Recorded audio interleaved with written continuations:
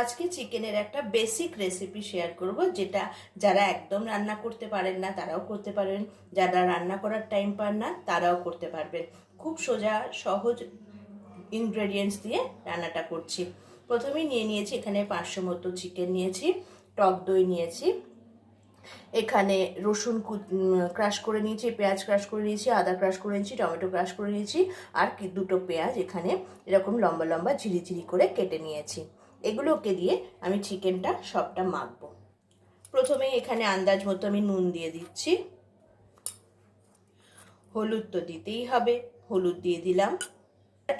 এবার একে একে এই দইটা দিয়ে দিচ্ছি, আর এই সব মশলাগুলো যেগুলো আমি পেঁয়াজ রসুন আদা এগুলো সব একসঙ্গে মিশিয়ে দিচ্ছি। এরপর এর মধ্যে চিকেন মশলা দেব, গরম মশলা দেব, আর একটু কাসুরি মেথি রোস্ট করে নিয়ে দিয়েছি, আর দিচ্ছি খুব অল্প পরিমাণে তেল। সব কিছুকে ভালো করে মেখে নিয়ে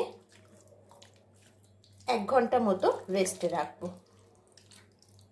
এই রান্নাটাকে খুব সহজে খুব তাড়াতাড়ি করার জন্য এটা আমি প্রেসার কুকারে করব, তাই পুরো আমার ম্যারিনেট করা চিকেনটাকে এর মধ্যে দিয়ে দেব।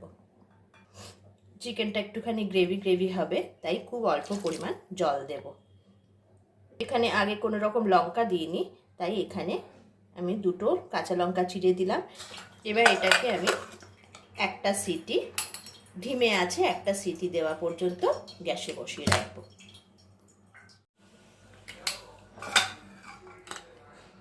চিকেনটা আমার একদম তৈরি হয়ে গেছে, চিকেন রেসিপিটা একদম তৈরি হয়ে গেছে। এরকম আরও নতুন নতুন আরও সোজা টেস্টি রেসিপি জানার জন্য অবশ্যই আপনাদের চোখ রাখতে হবে মোমোস কাঢ়াই ইউটিউব চ্যানেল আর আমার ফেসবুক পেজে। এতক্ষণ আমার সঙ্গে থাকার জন্য থ্যাংক ইউ।